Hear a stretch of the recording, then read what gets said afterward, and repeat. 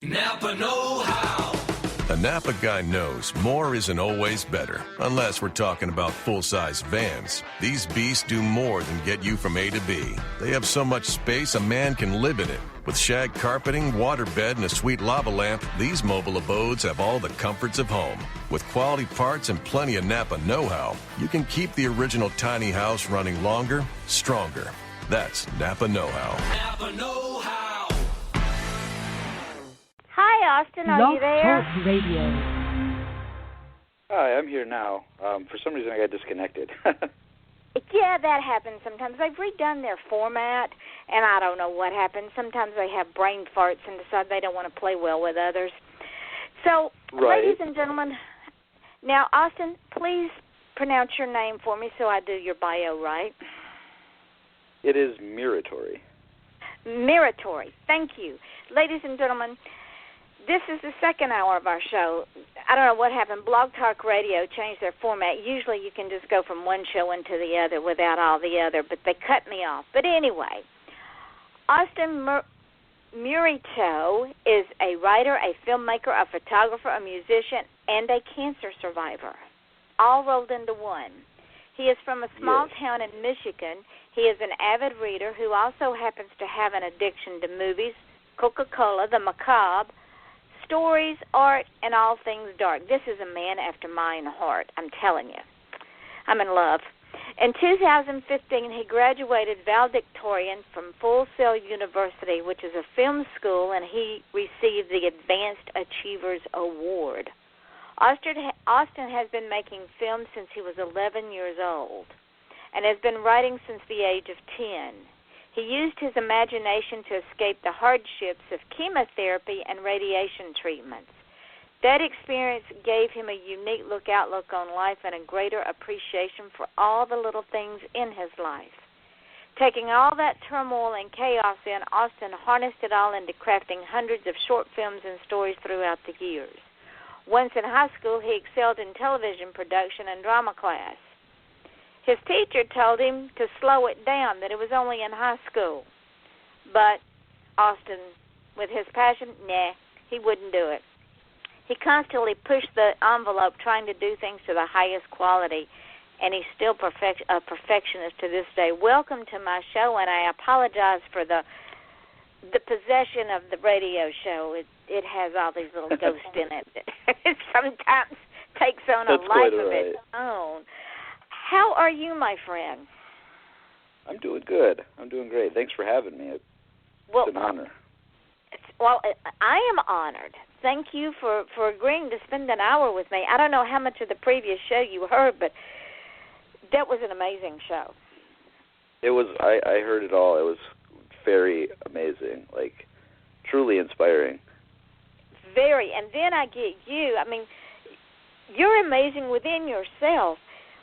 And you know my shows. I have to talk about the person. I have to let the person tell their story and their history, how you got from point A to point B. Yeah, we talked about it in the bio, but 10 years old and 11 years old, you make film and you start writing. I started writing at 5, but film at 11. Yeah, it was quite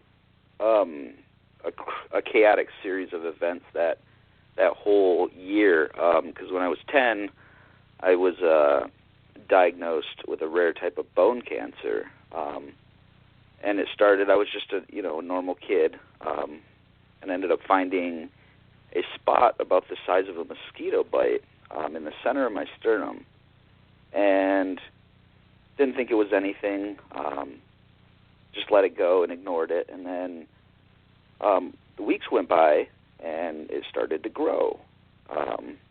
It got to the size of about a quarter, and I think a week, and then it got to the size of a golf ball, and when it was the size of a golf ball, it started to hurt. So I finally, I think I was at an appointment for my little brother, who's 5 years younger than me, and I think that's when I told my mom, I was like, hey, I got this spot on my chest. It's been bothering me. It's huge. And when my brother's doctor actually came in, he looked at it, and he was like, oh, it's probably nothing. So we ignored it. Another week goes by. It doubles in size again. Then make another appointment and go in. The doctor again says, "Oh, it's no big deal. It's normal. It's nothing."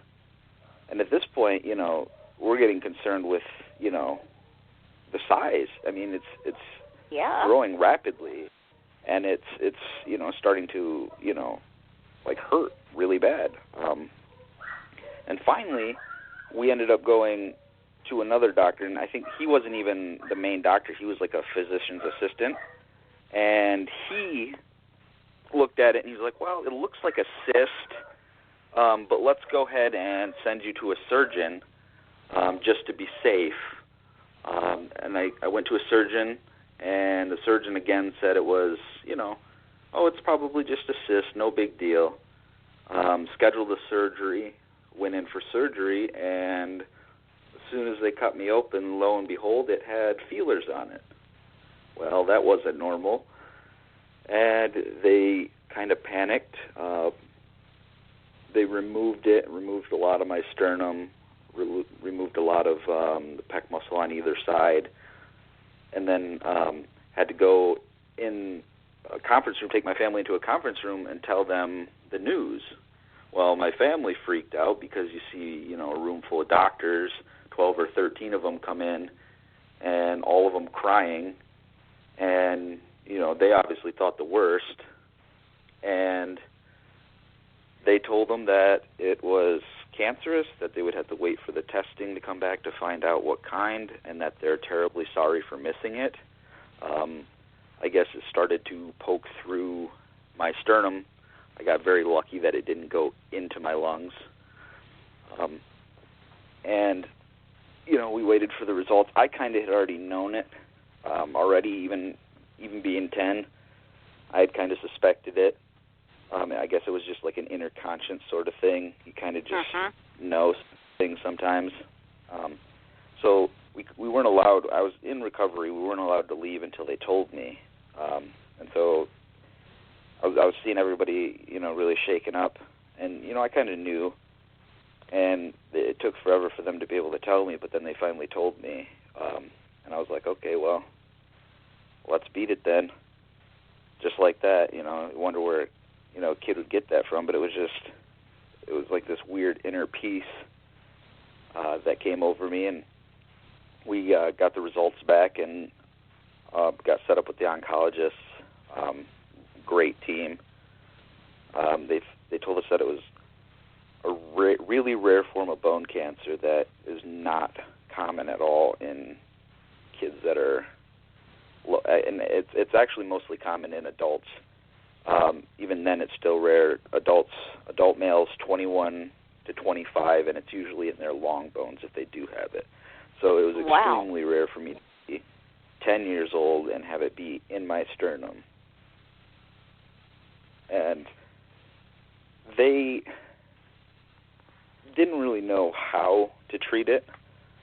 There wasn't like just one set of chemotherapy treatment that they could do like they can for some other types of cancer. So they kind of had to improvise, and I think the final total was 12 different kinds of chemotherapy. Good grief.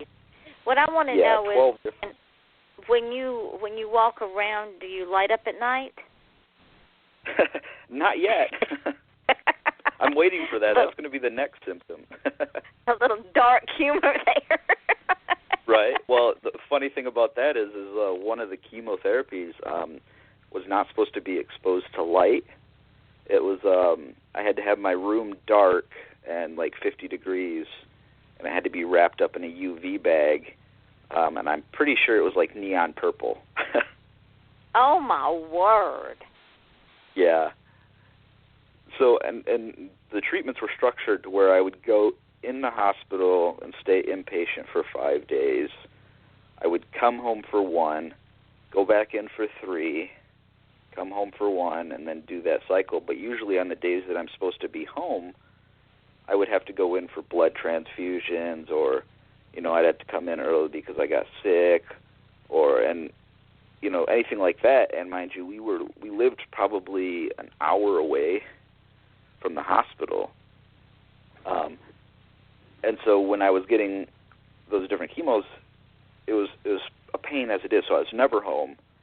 And then when they finally decided to do radiation on top of that, I had to go back and forth every day for, I think, 6 or 7 weeks for the radiation treatment. So, like, the days that I was supposed to be home, I would still have to drive.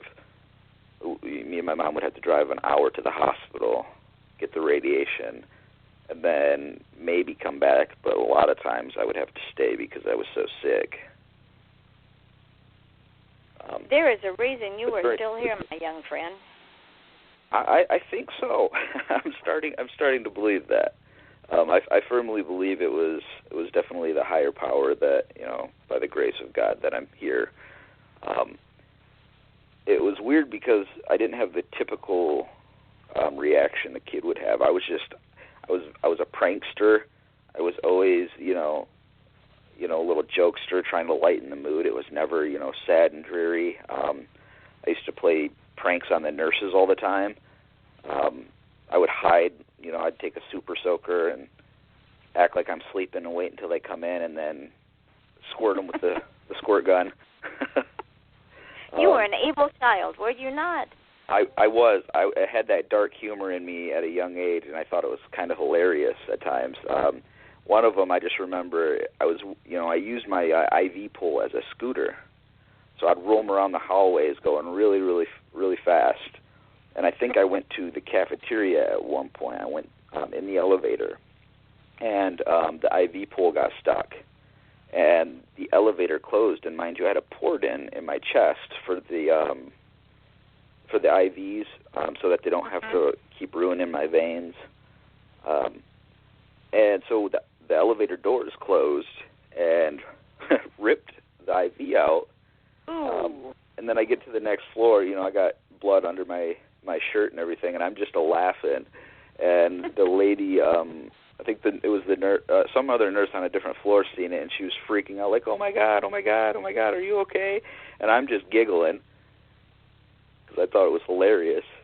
But just little things like that, I would always be friends with a lot of the other kids that were there.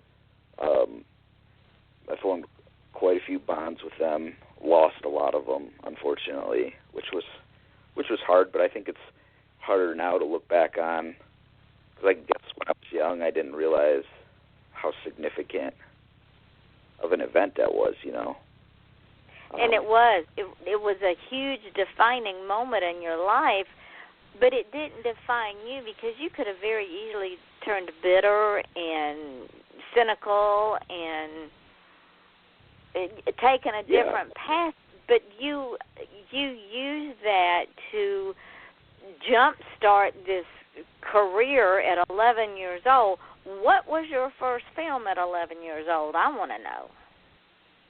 It was a leprechaun thing, if I can remember. Some leprechaun adventure where me and some friends or whatever went on this adventure and then got transported into this other realm, and we're trying to chase down evil leprechauns. Totally cheesy, totally whatever, but I got a little crappy camera that you could barely see the screen. It was so small. And I would use that, and friends would come over and we'd shoot and edit it on Windows Movie Maker, and that progressed all throughout. As I got older, I got more advanced with it, and in my teen years, I would actually make DVDs of my short films and then sell them around school. The kids were all interested in it, and it was kind of cool because then, a new kid would come over and want to be in one of my films, and then, it was kind of like a little small-town fame sort of a thing. I was always known as the movie guy. But the stories and stuff, that was something that it was to escape what I was dealing with, and I just kind of, stuck with it. I did the Young Authors program in school and won that a few times. Ideally, because, there was a lot of pain that went along with it, and even over the years, the problem was because the treatment plan was so unpredictable that I ended up signing up for research with St. Jude's Hospital for the rest of my life so that they could track all the things that happened to me to try to prevent it from others from happening, just because it was so, we were going into uncharted territory. And, there's been a lot of complications due to the chemo and the radiation. In high school, it was weird because it had like this pause. For a few years I was fine after I went into remission. I think the treatment lasted a year and a half. And then I went into remission. It was gone, which was a huge surprise. And then I was fine. I stayed in remission, and was clear. And then my freshman year in high school, I was playing, because football was a huge thing with me as well. And I was a freshman, had got called up to varsity. And after one of the games, I collapsed in the locker room, went unconscious and everything, had to go to the hospital. And then they did a bunch of tests on me at the hospital and found out that I actually had it's called dilated cardiomyopathy, so an enlarged heart that wasn't working at all to full capacity. I think one of the ejection fractions is supposed to be at like 55%, and mine was down to like 13. So I, again, was in a very serious situation where I almost died again. And the doctors came in and told me that I would never play sports again. I would have to be careful with what I do, which was crushing because, like most little boys, you want to grow up to be a professional athlete, and before you realize, what you're really meant to do. And, I was sad about it for a while, but then that's when I really dove head first and became fully immersed in wanting to be, a writer and a filmmaker. I ended up moving schools after my freshman year. I went to a bigger school that had, bigger programs. They had drama, they had television production. So I really took on to that and started to, hone my skills and, really dive deep in with it. And, I did some projects that, were very popular around school. I did a domestic violence PSA that was I think won third place in one of the local student film contests. Just things like that. I wanted to do something that hadn't been done with that. And I kind of take that approach with a little bit of everything. I consider myself a versatile artist because I want to push the boundary and do things that have never been done. And I think it's interesting as a young person that you would do because most young people don't think about domestic violence, and for you to think that deeply at that age is absolutely amazing. Well, and it stems because I could be on here for 8 hours to explain everything. Oh, you're coming, Austin, you're coming back. So, honey, if we don't get to it tonight, we're going to get to it in July or August. Trust me. Sounds good. Make long story short, I've also a childhood abuse survivor. I witnessed my mother be abused in multiple abusive relationships, so I've witnessed that from an even younger age. My father left when I was 3, and he was really abusive to my mom. And so I've grown up with that too. And so It's kind of, like Kim was talking about, it's something that's very important to me as well, to advocate for these kids because, I could have easily went down the wrong path and, it's one of those things where it's not like there's a breaking point where, you make the decision and you go down the path. It's a constant battle. You constantly got to be, putting your wounds in check and, healing process never ends. That is true. That is very true. Because I am a survivor of domestic abuse. Oh, wow, so, yeah. Yeah, so tonight has been like a home week here with the three of us. Definitely. And I believe think there's that God, a reason for that. See, there you go. Would you get out of my head? I was just getting ready to say, I think that these two radio shows were meant to be back to back, because I know tomorrow night you've got a shoot, and we were trying to work it out so that I didn't lose your slot, and I think that this happened for a reason, because you're a filmmaker. Yeah. You also a writer. Yes. There's something going to come of this. I'm not sure what yet, because the aura that I'm getting is wow, and I'm very, very seldom at a loss for words, but wow is the best I can come up with right now. Right, I hear you. And you were such an amazing young man. You have a philosophy for a happy life. What is that philosophy? See, it's about the little things in life. For me, don't worry about what you can't control. Live day by day, and stay positive. Like I said, focus on things that you can control. You can control how you react to these situations. You can control how you portray yourself when you face these tough situations. You may not control the outcome or the situation itself, but you can control your mindset. And, that's true. Treat everybody with you respect, can also love. Yeah.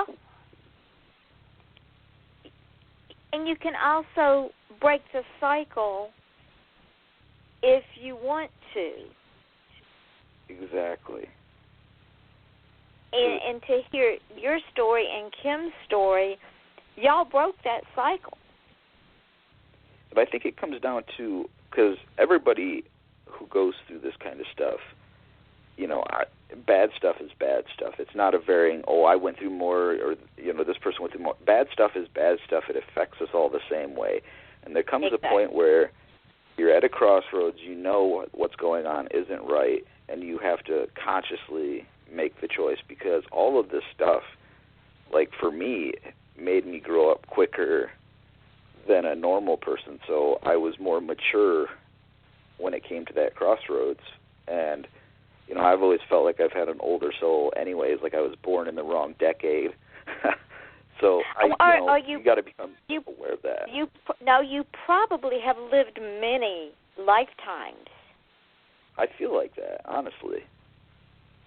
And in doing that, as you come back into another lifetime, you bring those life experiences with you to help you in the next journey. And I believe that, because, we all have a soul. Where does that soul go? And who's to say that soul doesn't come back time after time? Because I've been in places and said things and done things that I'm going, I've been here before.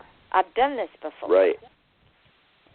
Exactly. And it's always a feeling when you feel like that, too. See, some people, some skeptics will be like, there's no way, they think it's just, you should be able to know this information if it was the case. Well, technically, no, because it's all energy-based. And if you have a different body, it's like having a different car. Your old car is not going to remember something that happened, if you were in an accident with your new one. So exactly, it's the same kind of thing. Oh my word, we were meant to have this tonight.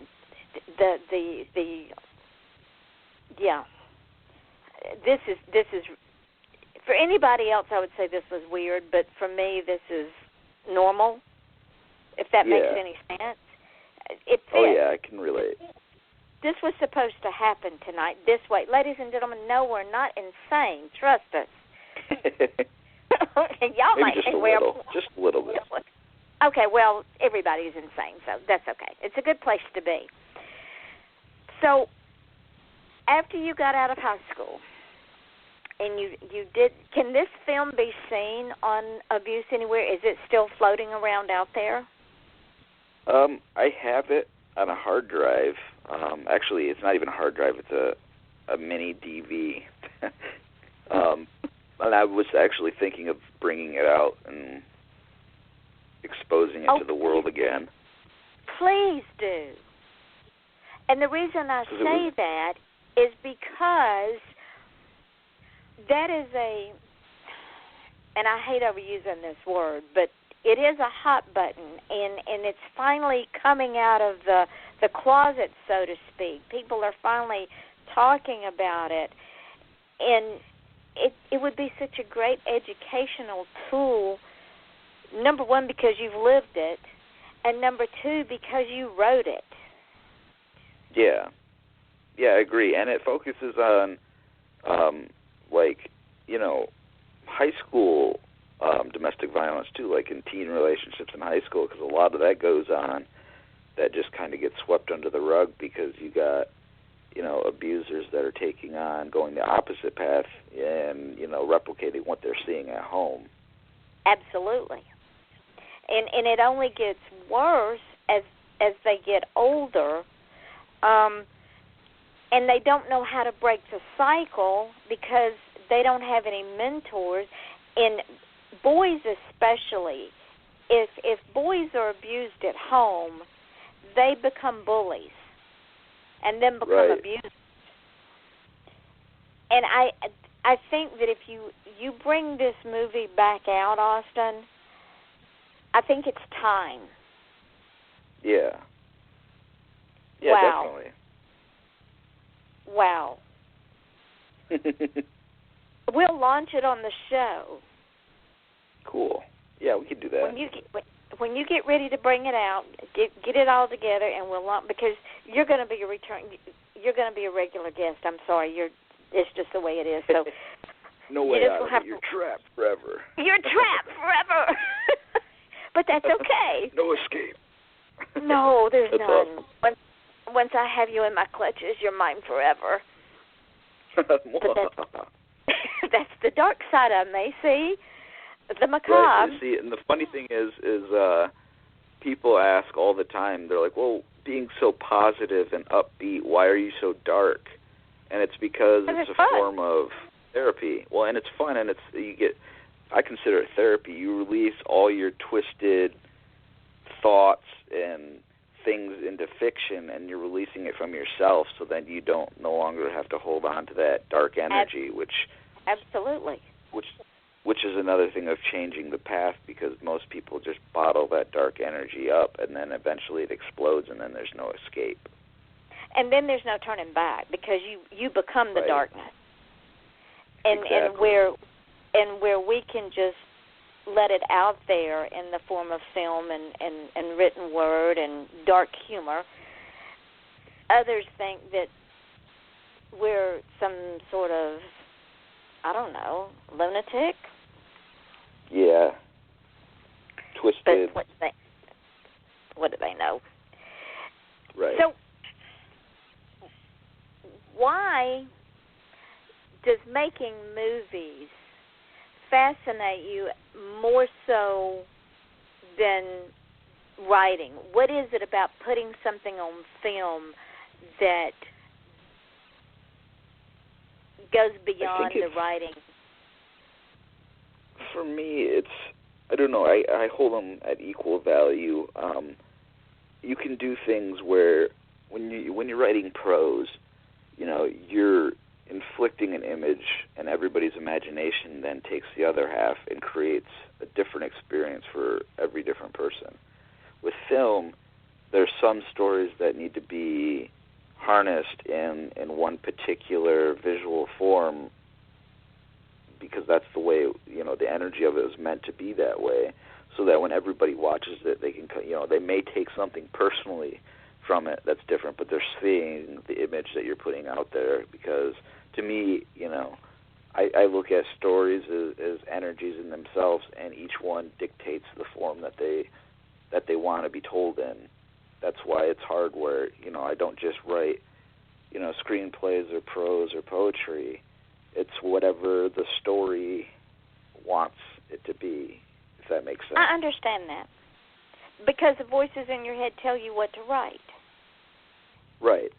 And it's more like, and you're familiar with this, when you tap into the zone, it's more instinctual and automatic, more so than thinking about it. You can be analytical about it after you write it, and you're looking at it, and you're like, where did that come from? Yes. I'm having that issue now. If you only knew. And this is what I look at it as. And this might help a lot of other writers out there, because I struggled with wanting people to see my work. And I tell my friends this all the time. The process, as writers, we are meant to enjoy the process. We are not necessarily supposed to get all fixed up and, get all hung up over the finished product. The finished product is for the readers to enjoy, and that should help you. If you do the process, enjoy the process, and leave it at that, then you don't have to worry about, what the things mean. That's for the reader to appreciate. So then you don't got to, because I have writers, friends out there that, their work is brilliant, but they're too afraid to show anybody. Why? Because they're self-conscious of, whether people are going to like it or this and that, or they're not comfortable, they don't like their own writing, and, we are our biggest critic as artists. Yes, and that's why the process is meant for us. If you enjoy the process and then just release it, your job is done. Because then the other half comes in and they enjoy it. And this is what I tell new writers, that because they'll come to me and they say, well, I've got this book, but I keep rewriting it. And I said, okay, when are you going to give this birth to this baby and let it go? Because the more you rewrite this book, the more you're going to screw it up. Let it go. Exactly. Well, it's not perfect. Well, guess what, Buttercup? You're not either. So get over yourself and let the damn thing go if you want to get it out there. Exactly. Jeez. Things, sometimes people's minds will play tricks on them. You get this idea of perfection, but, all the best material is imperfect, and it's the imperfections that make everything beautiful. So you got to just embrace it, and if you're having a hard time letting things go and releasing them, just enjoy the process, and then tell yourself, once the process is done, your rewrites are done, release it. It helps to have a good editor and someone that tells you, okay, I think, grammatically it's good, there's no more plot holes, then just let it go. Because in the beginning, I used to just beat things to death, trying to be a perfectionist. I'd have it in the sweet zone, and then I'd write out of it, and it'd become, technically gross, And I think it relieves a lot of anxiety if you come into it with that mindset where I'm just going to trust the process, I'm going to enjoy it, and I'm just going to let it go. Well, I have the problem that if I don't let it go, the voices say, all right, stupid, if you don't let it go, you're going to start writing something you're not really going to like, so just shut up and let it go. So I said, okay. Exactly. Now, you are also a photographer, which is one of my greatest passions. And you photograph sports events, right? Yes, I do. I do videography for hockey and weddings and stuff like that. But photography, I do. See, it's kind of weird because photography is like a hobby, but I've just recently started, getting into the fine art world with some of it. I'm putting together a collection of cemetery shoots because I go out on ghost hunts with a buddy, and I just, got this idea one day because I wanted to do like an entire collection of shoots from the cemetery, and it's going on a year and a half now that we've been going to. We'll go on the weekends. We'll travel to these different cemeteries, do our ghost hunts with the EVPs, and find some cool material, and then I just go and take pictures. I don't think about it. I don't plan it out. I just instinctually go where the energy tells me to go, and it's been quite an amazing project so far. And I had an idea about it. I was like, oh, it's going to be, headstones and creepy, and it's actually turned out to be quite the opposite. It's actually turned out to be more, beautiful and ironic that in a place of death, there is actually so much beauty. There is. And the biggest thing that I found too is all of the crazy trees that grow, that have grown there for hundreds of years, form into these crazy like sculptures with like faces. It's unbelievable. If cemeteries are my favorite place in the world, and when I go into cemeteries, that's what I do. I take photographs because if you really look at the tombstones, they tell a story. They do. And each person there had a life. Exactly. And some of them that have been there for 200 years, 150 years, and their ancestors are all gone and they're forgotten about. My thing is I'm going there and I feel like I am, drawn to certain areas because I'm meant to, help out. You're meant to remember. That makes sense. Yeah, there's someone there that's going to remember them. I know I come across a lot of like headstones that are, you can't read them anymore, and the person's like lost. And to me, that's, that gives me a lot of anxiety because it's like these people had a life; they don't deserve to be lost. I'm telling you, it was meant for us to do these two shows tonight. I have chill bumps, Austin, because the things that are your passion, like cemeteries and photography and macabre and writing. I don't do film because I don't think I'm that intelligent.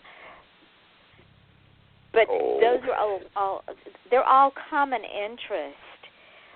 And you're coming back because you've got some films that are coming out too, don't you? Yeah, I have a couple that are coming out. I got a couple short films that are coming out. Producing. Funny enough, I'm actually taking a venture into comedy. I'm a producer on a comedy called White Trash. Very much in the style of John Waters. And some various other projects. There's always stuff going on. Well, when I you write release every single day. When you release your films, where do you release them? Do they come out on YouTube? Do they come out in the theater? Do they come out on DVD? Where would one go to purchase them? A lot of times I'll put them out on YouTube. One I did with a colleague of mine out of Colorado, a film called Misfit, is a horror film about bullying, actually. That is out on DVD and also you can purchase a download online. And I can get you the information and links to that. That film I did cinematography on. I was the director of photography. Have you ever planned or thought about going bigger, like putting some of your films in the indie film festivals? Yeah, I've thought about that. The biggest thing now, I have a couple that are in the works that once we get financing and get to go through the production route, that's what will happen with it. Taking it to festivals and just getting it out there. The hardest part of indie filmmaking is, especially with features, is just getting financing, getting people to invest and get on board. And a lot of that depends on the area. Like the area that I'm at is pretty small, so it takes a little more TLC and a little more elbow grease, but some big things are in the works. Well, this show's heard all over the world, right? Yeah. So anything is possible and all is highly probable. And as I like to say, the impossible we can do right now is the improbable that takes just a little bit longer. So ladies and gentlemen, if you want to be one of the executive producers or help Austin produce a film and get your name on the little credits, invest in this young man, because this young man is going places. I'm telling you, I feel it in my bones. and I'm not very wrong about people. So he's going to tell you before the show is over where to find him. So invest in his future and let it be part of your future. What have you got books out? I have some pieces in various publications. I have a couple pieces in the latest one is Sanitarium magazine, issue 50. I have a short story there. I have a book that's coming out later this year called Vengeance, and that's kind of a bounty hunter, a demon bounty hunter, kind of Evil Dead sort of vibe. When is it coming out? I'm shooting for fall. Getting October? through the revisions right now. Probably October would be the best time. You know why I'm asking, right? I want to launch the book on the show. Oh, that'd be great. See, I'm already planning the shows ahead of time because when I launch the book, when you get ready to relaunch that movie that you did, we want to launch it on the show because I see good things happening with you and this show and the people that are going to hear about you and want to know more. What I've found with this show is people get a following when they come back on the show because when the show archives, I'm going to put the link up and tag you in it. Well, it's also heard on iTunes and FM.com and YouTube and TuneIn Radio, Stitcher, and the podcast or Spreaker, Mixcloud, SoundCloud, Podcast Garden. So with each podcast, you're going to get a different demographic and a different country that listens to this show. Definitely. Great show, by the way.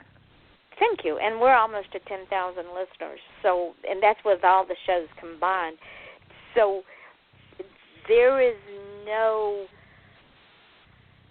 I mean, you have the stars and the moon that you can go after and beyond with this show. Definitely. That's why I want to keep bringing you back. That's this awesome. Is exciting. I truly appreciate it. Definitely I appreciate it. it. Comment. Now, back to let's step back a little bit and go back into history. Do you think that the time will ever come because you started journaling your journey with your cancer and the treatments and anybody that has had cancer and has chemo and radiation, it is not a walk in the park, people. I'm telling you, the chemo destroys the good cells as well as the cancer cells and makes you sick as a dog, and the radiation burns up your body. Have you ever thought about doing a movie about that time in your life and showing that you can come out of that dark tunnel, but what happens at of course you have the emotional high and lows, and you have the physical pain, and is this really going to stop sometime in the near future? Have you ever thought about showing that? I have. It's one of those things where I've kind of been bouncing around throughout the years because I have thousands and thousands of entries of journals and things that I've started. When I was younger, I was trying to put it together before I knew the correct process on how to get a film together. And so it was so overwhelming with all the information that now recently I've been going back through and collecting some of the stuff and thought about putting something out there. Be it an autobiography or even just an inspirational film. I think it would be amazing because people do films all the time with the storyline of cancer, but to have gone through it and to have lived it daily for a year and a half, and then when you think you're on the path that you've chosen, you get knocked down again because the doctor says, sorry, Austin, you got to find another line of work because your heart's enlarged, and if you want to stay around a while, what you've chosen to do is off the table. That could have been totally down spiraling for someone without your sense of direction and sense of tenacity. Well, and it's also still an ongoing thing because, after the heart issue, a few years later, I developed nerve damage in my chest that goes throughout my arms, and I got it in my back. Every year it seems like I'm getting something new. I got stuff wrong with my esophagus, ulcers. I got a liver issue that I'm dealing with now. So it's something that they said could happen, but they weren't sure. So, the further away from the cancer that I get, like this summer will be 15 years in remission, I'm still getting some of these effects from these various treatments. So it's still a daily battle. It's still, an ongoing thing to keep heading in the right direction and not get down about it too much. And it's one of those things where, it's probably going to be that way as long as I live. It's one of those things where you can either whine about it, say poor me, or just adapt and move on and survive. And I think, with me, with my, that's basically my childhood. I've grown up surviving, so it's all I know. It's like an instant reflex. So with everything that happens, I choose to just adapt and survive as opposed to, whining and trying to get, sympathy and let it ruin me. You know what I mean? Yeah, it doesn't own you. You own it. Exactly. And in you owning it, you give it the direction you want it to go. Right. It's a constant. I compare it to like tug of war. There's days that are bad, days that are good. Most of the time, it's just kind of in between. But if you think, if you tackle it with a positive mindset and focus on that moment, and and day by day, and just push through it, you'll be all right. Well, as we're sitting here talking, and this is, ladies and gentlemen that know me, that have listened to this show, they know my mind runs in a strange vein, and this vision flashed into my brain cells. And I hate cancer because I've lost too many people to cancer. Lost my sister to cancer, lost my aunt to cancer. Just too many people I've lost to cancer. And it would be so neat if you could do a film that shows cancer as an adamant object, something that we can touch and see and smell, and send someone out to kill it. Yeah. That's a good idea. Hey. Wow. You see that, don't you? Yeah, I do. Don't say too much before someone steals it. Okay, sure. Ladies and gentlemen, this is awesome. Got to write down the outlines. That is yours, honey. You take it and run with it. But I think it would help people. Oh, yeah. Well, and I think sometimes people need, because everybody is a different kind of visualization process, and something where people could physically see, the realistic effects. I know some of the Hollywood movies, focus, just on the emotional side instead of combining both, the physical turmoil as well as the emotional turmoil, but also the daily struggle and the triumph and the mini battles that we have, along the way. And it sneaks up on you like a thief in the night, and it's like the old Blob movies, the old horror Blob movies, where it just rolls in and wraps itself around you. So there's your storyline, my friend. Hey, you get to be an executive producer on that one. You got it. I always wanted to see my name in lights. Heck yeah. That would be so neat. Absolutely. Now, would you believe that our hour's almost up? Really? Again? Yes. It just flies by. It does, because when you're having fun, time flies. It's one of those fleeting moments. what I would like for you to do is tell folks where they can find you, so that someone that wants to grease your palm with some money so they can have their names in the credit can get in contact with you so we can get some of your films out there. Tell them where they can find you on YouTube and your Facebook and everywhere else out there. You can find me at Austin Muratori, Muratori, on YouTube, Twitter, Facebook. My website is www.austinmuratori.wordpress.com. So I know my last name's kind of tricky, but it kind of rolls off the tongue. I was trying to figure out how to pronounce it, but it's Muratori. It's pronounced just the way it's spelled. Yeah.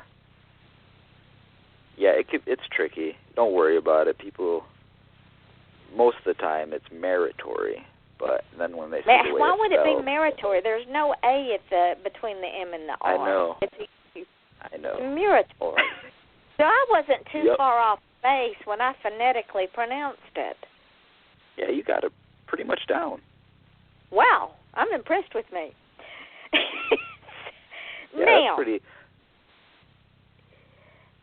The last 3 minutes, we've got about 6 minutes, but in about a 3-minute window, if someone comes up to you and says, Austin, I have a dream,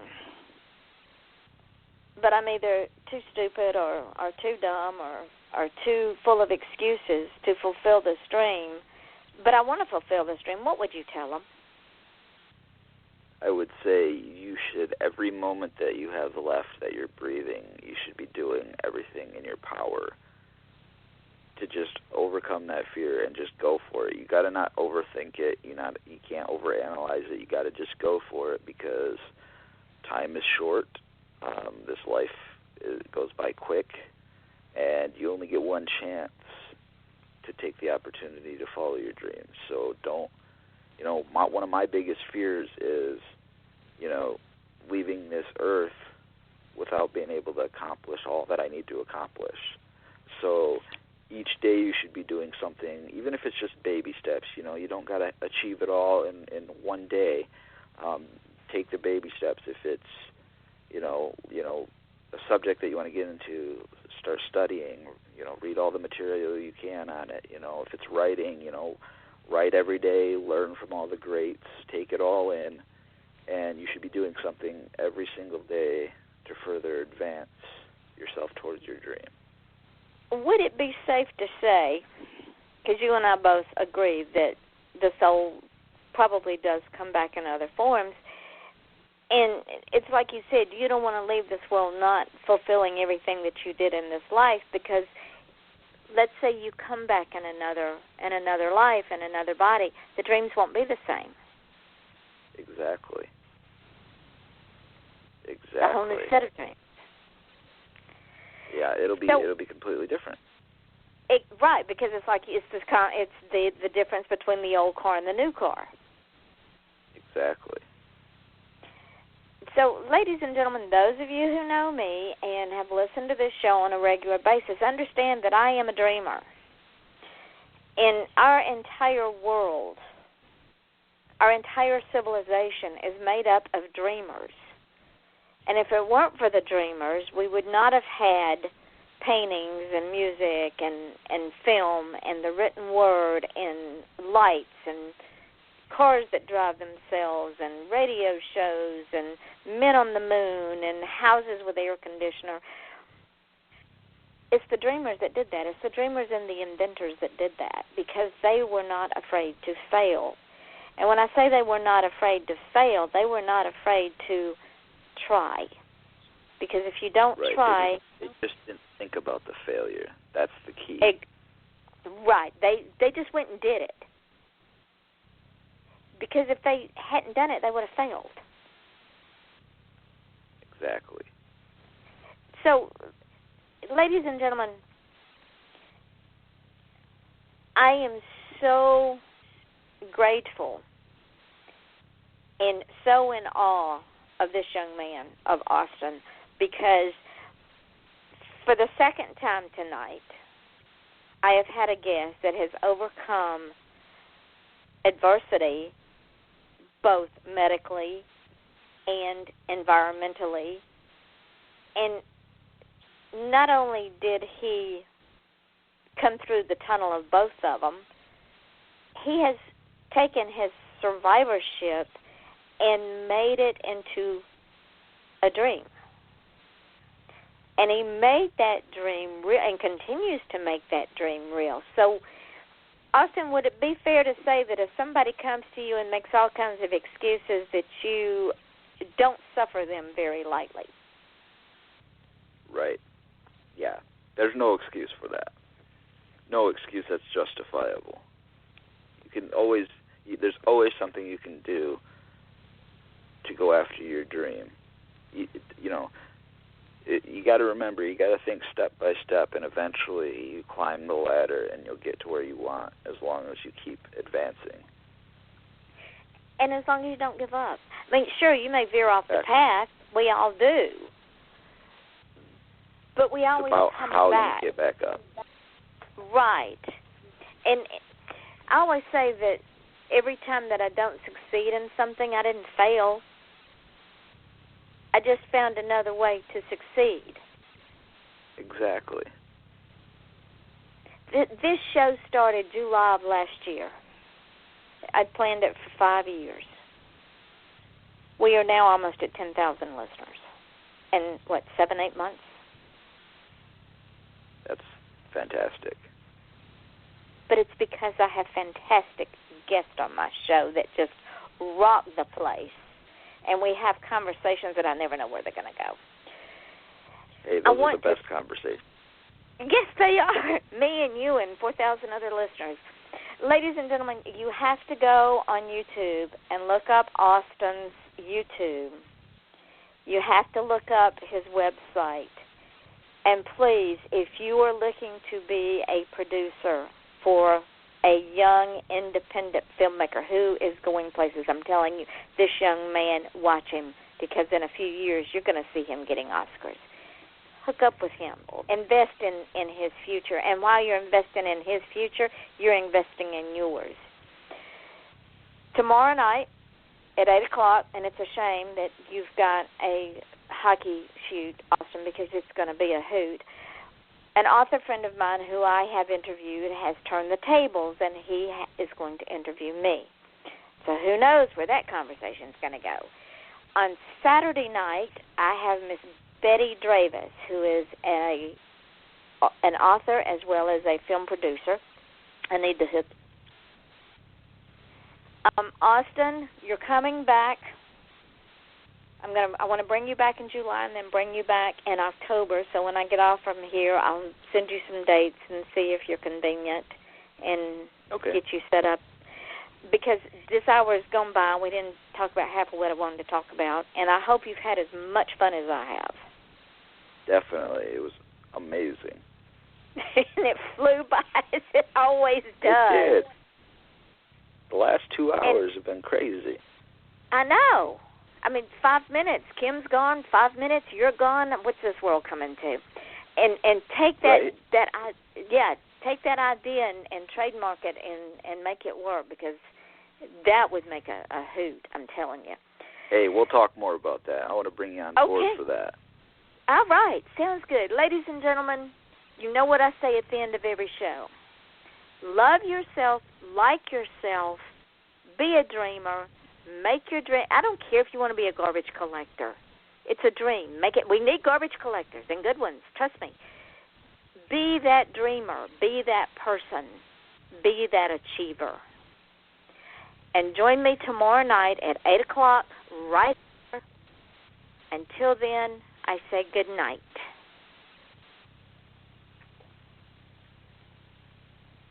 Austin, thank you, my friend. Thank you so much. I am so honored. Thank you for having me. It's been great.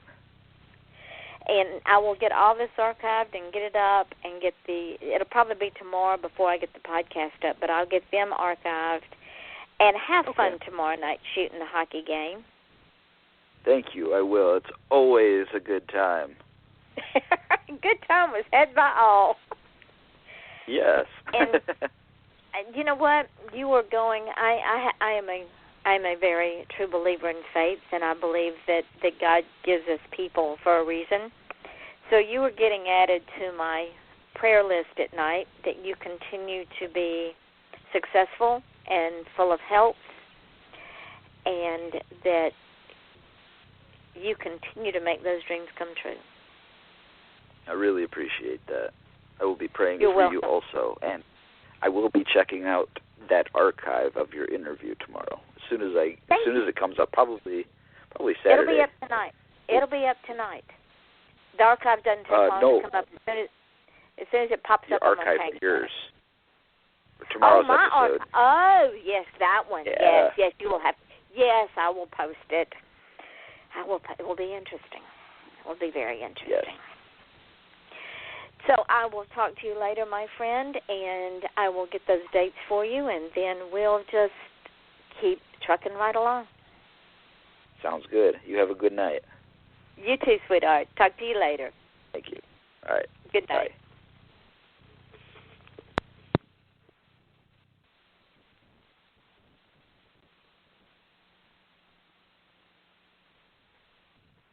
Napa know-how.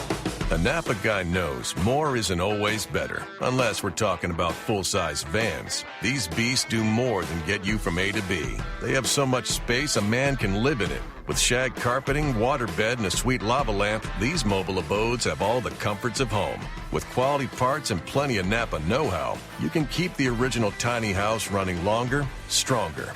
That's Napa know-how. Napa know-how. Napa know-how. A Napa guy knows that by the foot, there's no better ride than an old station wagon. Room for 6 people facing forward, 2 people facing backward, and a whole lot of luggage, lumber, and bicycles haphazardly strapped to the roof. If you can parallel park that beast, you can park anything. And with some quality parts and a little Napa know-how, you can keep your land ship running longer, stronger. It's not obsolete. It's a rare treasure. That's Napa know-how. Napa know-how.